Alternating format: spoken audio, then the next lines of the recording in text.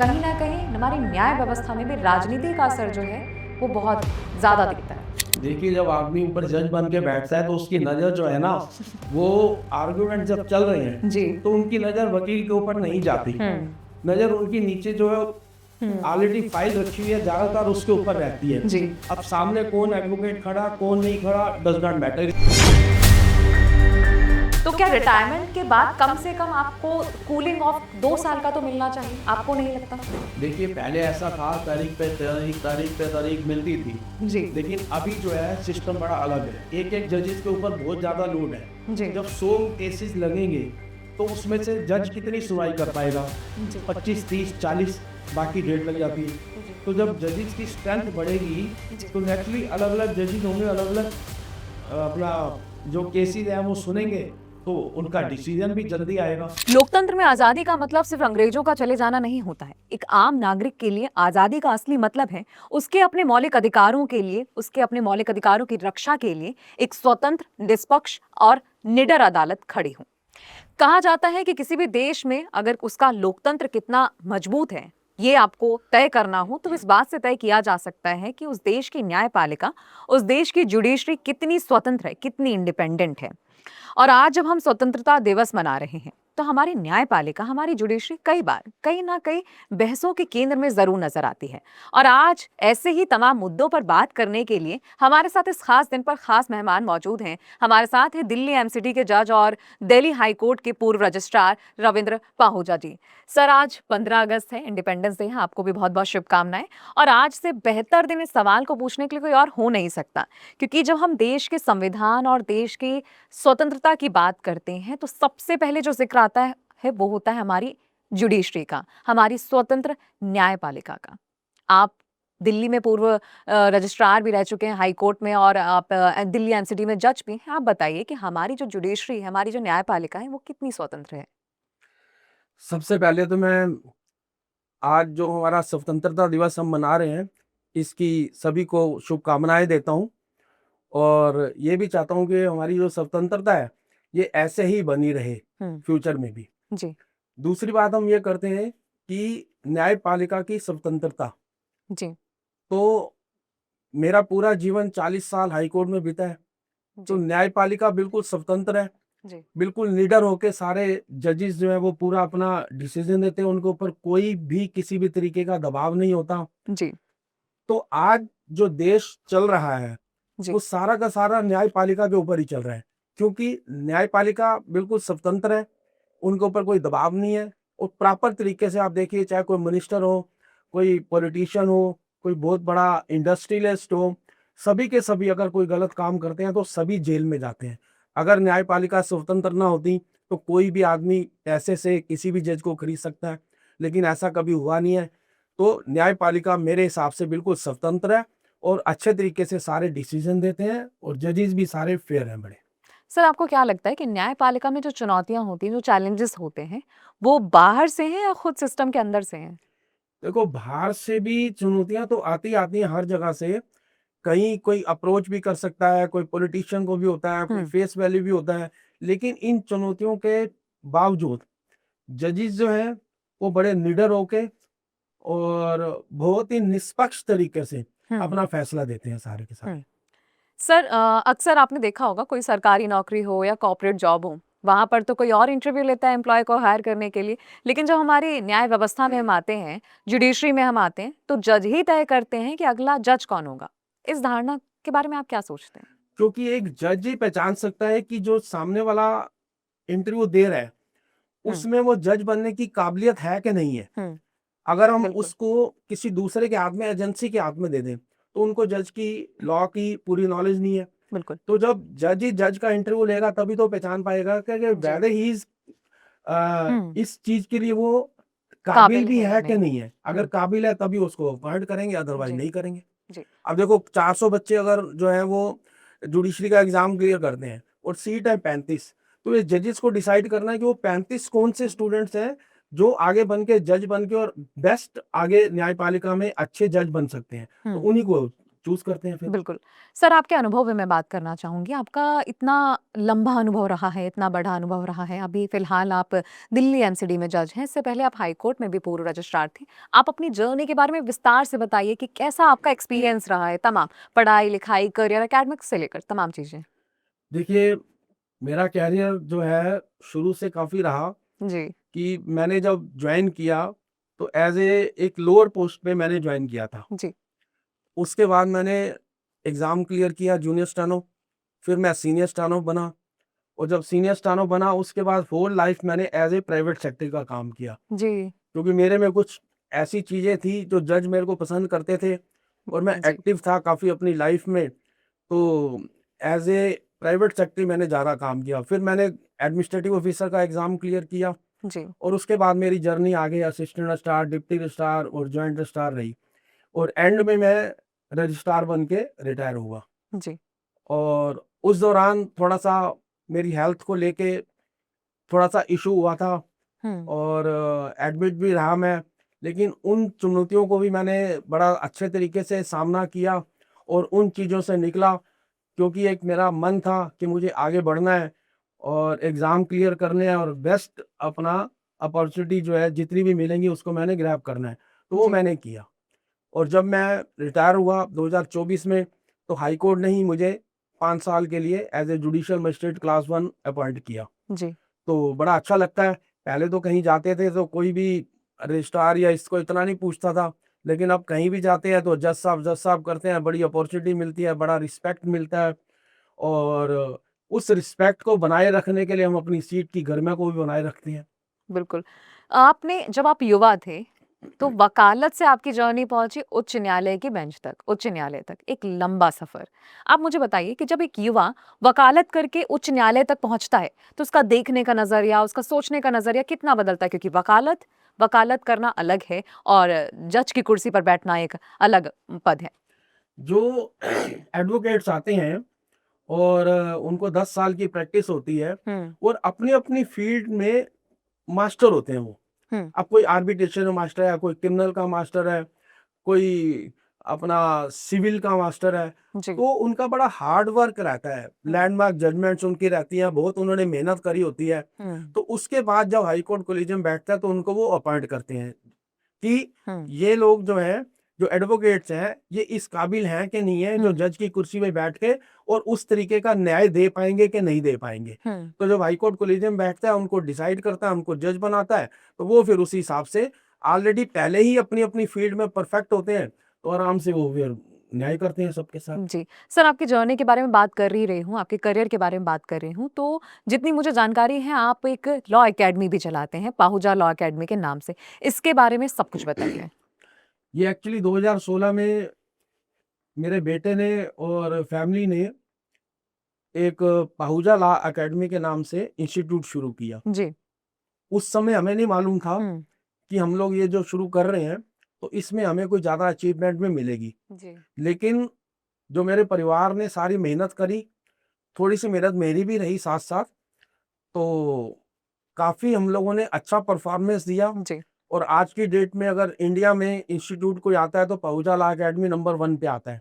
जी, more than 600 students जी। Have become जजेस across the country. हुँ, बिहार में हमारे सवा 200 से ज़्यादा जज हैं और दिल्ली में भी और यूपी में भी मतलब सब सभी जगह हैं। राज्यों के बच्चे यहाँ पर पढ़ने के सभी लिए ऑल आते हैं। ओवर इंडिया से बच्चे हमारे यहाँ मुखर्जी नगर में आते हैं, हुँ, तो बड़ा अच्छा लगता है उनको गाइड करते हुए।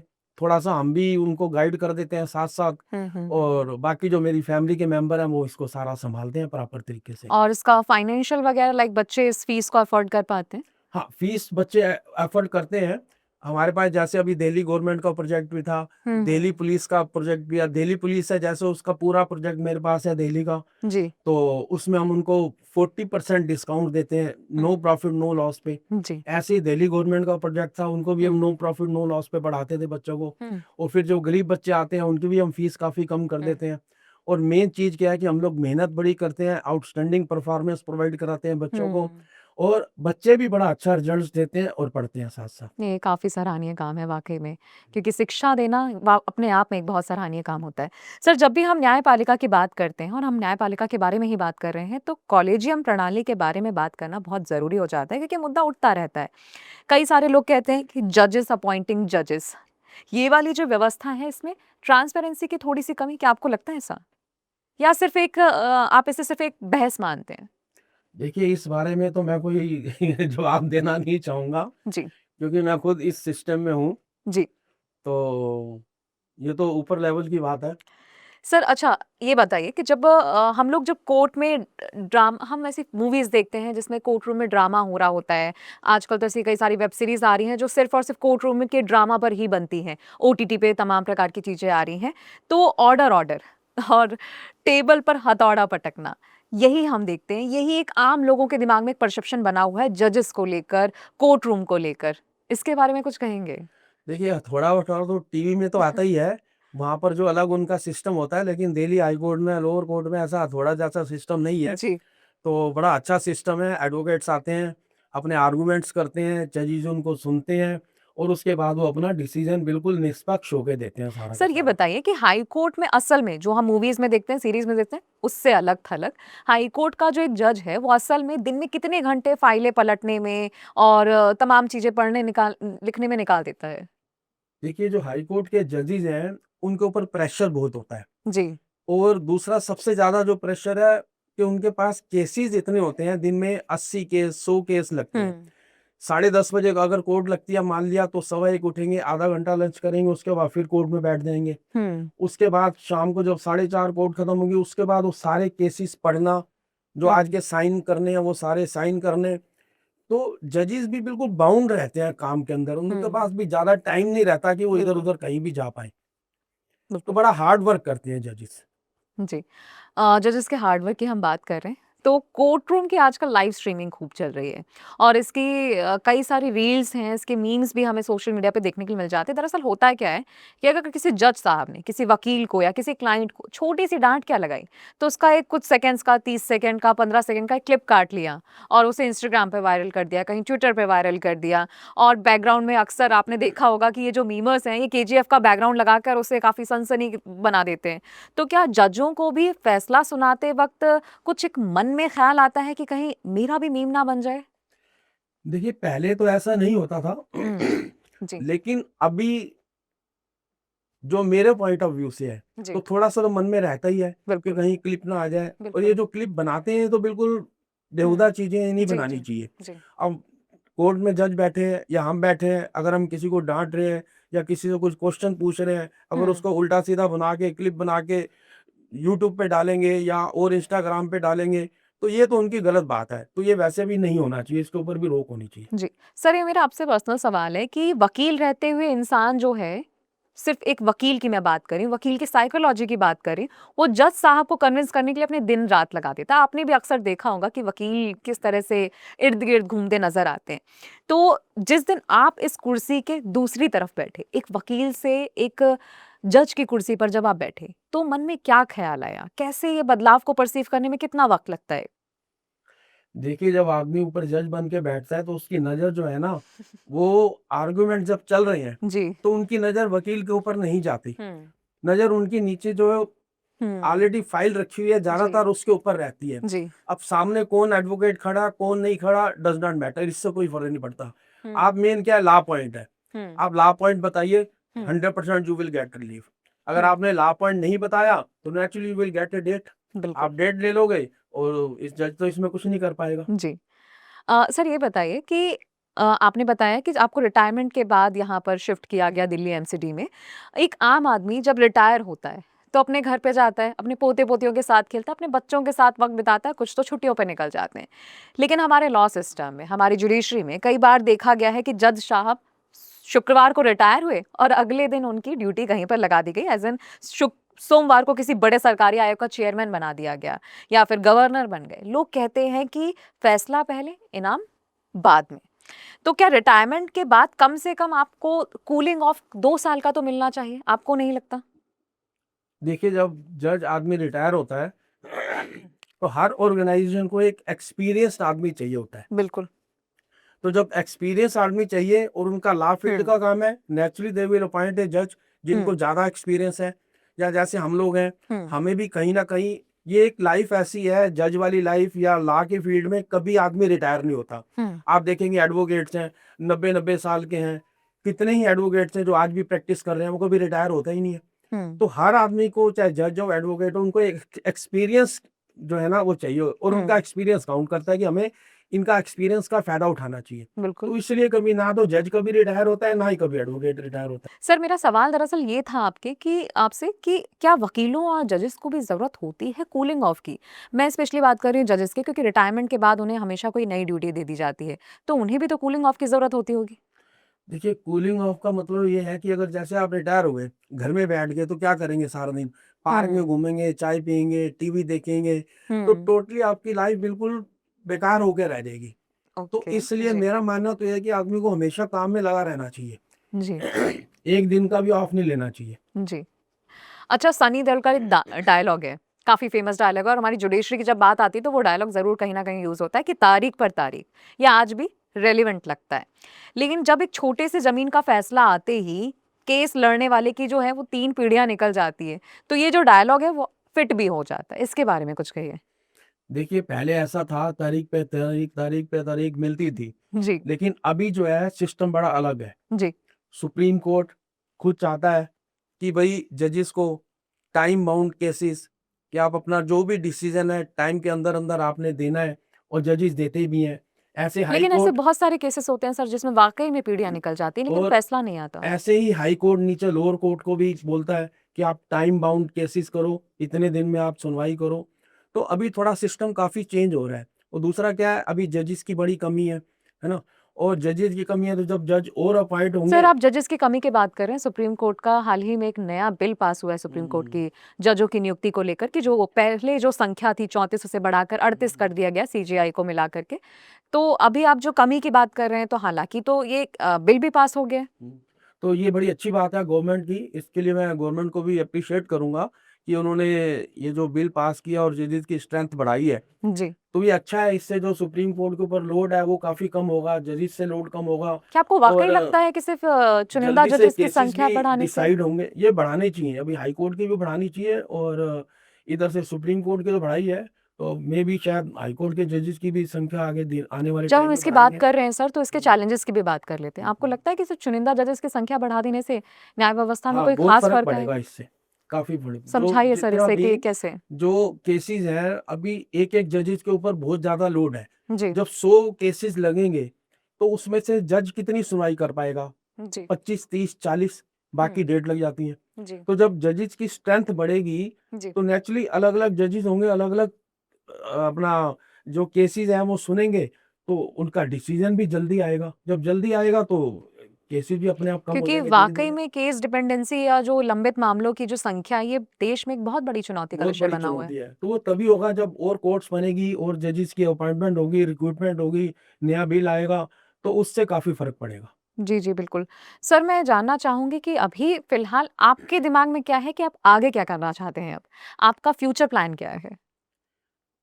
मेरा तो अभी फ्यूचर प्लान, जैसे ही अब यहाँ से हटेंगे, तो एक मेरे मन में जो एक विचार है, जो अपना लाइफ़ का एक ड्रीम भी है, कि नीट और इंजीनियरिंग, जी। इसके इंस्टीट्यूट तो हैं, जी। लेकिन वो थोड़ा उस लेवल तक हम जाना चाहते हैं। हुँ, हुँ। तो अभी नियर फ्यूचर में हम पाइन नाम से, हुँ। PINE, fine. Pahuja institute of engineering and Pahuja institute of NEET and engineering, जी, जी। इसको हम खोलने जा रहे हैं। जी। मेरी फैमिली के मेंबर्स हैं सारे, वो इसमें लगे हुए हैं, तो इसको जल्दी वो ओपन करेंगे। क्या हम जान सकते हैं और क्या कुछ स्ट्रैटेजी होगी इसको लेकर? स्ट्रेटजी उसके लिए हम जी। 6 to 10th and 11 to 12th उनके लिए ऑनलाइन क्लासेस शुरू करने जा रहे जी, हैं। जी। ऑनलाइन भी करेंगे, ऑफलाइन भी करेंगे, हुँ। और बेस्ट मटेरियल उनको प्रोवाइड कराएँगे। जैसे जुडिशरी में आज हमारा नाम है इंडिया में पहूजा लॉ अकेडमी का, जी, जी। ऐसे ही हम चाहते हैं कि पाइन का भी Pahuja institute of NEET and engineering, इसको भी हम अच्छे मुकाम पे लेके जाना चाहते हैं। जी, जी। ये वाक़ई बहुत सराहनीय काम है। आपने बताया कि आप एक लॉ अकेडमी भी चला रहे हैं और उसके साथ आपका एक नया फ्यूचर प्रोजेक्ट भी तैयार है।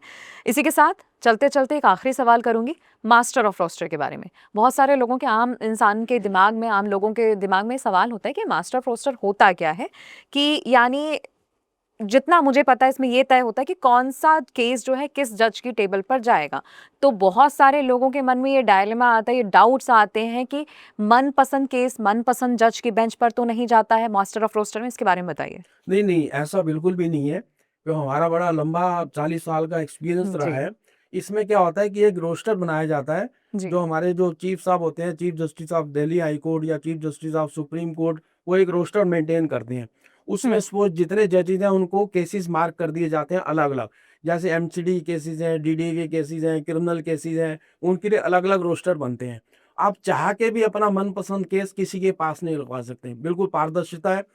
कंप्यूटर है, वो ऑटोमेटिकली अपने आप ही उसी जगह केस लगाएगा जहाँ उसने जाना है। बिल्कुल, तो उसमें कोई भी कहीं भी केस नहीं लग सकता वो। बिल्कुल। तो बिल्कुल पारदर्शिता है उसके बारे में। ये लोगों का ख्याल रहता है जो ये वाला, वो बिल्कुल गलत है। अब क्या होता है कि जैसे कोई एडवोकेट कोर्ट में खड़ा है, आर्गुमेंट्स कर रहा है, उसने लॉ पॉइंट के ऊपर बोलना है। हुँ, अब उसने लॉ पॉइंट बोला, 2 मिनट उसने आर्गुमेंट्स किए, जज ने उसको रिलीफ दे दिया।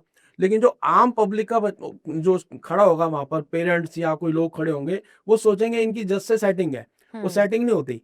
अब जज is bound to give you relief. अगर सुप्रीम कोर्ट की जजमेंट है, हुँ, तो सुप्रीम कोर्ट की जजमेंट अगर आप उसको आगे रख रहे हो, हुँ, तो जज जो है वो बाउंड है सुप्रीम कोर्ट के आगे। हुँ, तो उसने डिसीजन देना ही देना है। हुँ। तो बिल्कुल पारदर्शिता से चलता है, बिल्कुल, और कोई ऐसी कोई दिक्कत नहीं आती। तो उसी लॉ पॉइंट के ऊपर ही सारा गेम चलता है, सारे के सारे। लॉ पॉइंट पर तो सारा गेम चलता है सर, हुँ। लेकिन बहुत सारे सवाल उठते हैं या फिर बातें भी होती हैं कि कहीं न कहीं हमारी न्याय व्यवस्था में भी राजनीति का असर जो है, वो बहुत ज़्यादा दिखता है। नहीं, न्यायपालिका में राजनीति का कोई कंसर्न नहीं है। आप देखेंगे जितने भी नेता हैं, सारे के सारे जेल जाते हैं, है ना? अगर उनका राजनीति उसके ऊपर प्रेशर हो जजेस के ऊपर, तो कोई भी राजनेता जेल जाएगा ही नहीं। आप जितने भी बड़े-बड़े नेता हैं, आप देखो, मैं नाम तो लूँगा नहीं किसी का भी, तो सब पारदर्शिता के साथ और निष्पक्षता के साथ उनको न्याय मिलता है सबको, और जो जिसने करप्शन किया हुआ है, वो जेल जाता ही जाता है। हमने इसी सवाल के 100% है। साथ शुरू किया था कि हमारी जी। न्यायपालिका कितनी स्वतंत्र है और कितनी निष्पक्ष है। स्वतंत्र है और निष्पक्ष है, बिल्कुल 100%। कहीं किसी का कोई प्रेशर नहीं रहता, किसी राजनीति का, किसी ऑफिसर का, किसी का कोई भी किसी भी तरीके का उनके ऊपर प्रेशर नहीं रहता। जज बिल्कुल स्वतंत्र होते हैं, अपना माइंड अप्लाई करते हैं और उसी के हिसाब से वो डिसीजन देते हैं अपना जी, जी। सारा। रविंद्र जी, आज स्वतंत्रता दिवस है, इंडिपेंडेंस डे है और इस मौके पर आपने इतने तमाम सवालों के हमारे जवाब दिए, इतने गंभीर मुद्दों पे आपने बात की, आपसे बात करके बहुत-बहुत अच्छा लगा। बहुत-बहुत शुक्रिया सर आपका। Thank you. जी। खबरों की स्वतंत्र आवाज सुनने और देखने के लिए सब्सक्राइब कीजिए TFM यानी द फ्रीलांस मीडिया।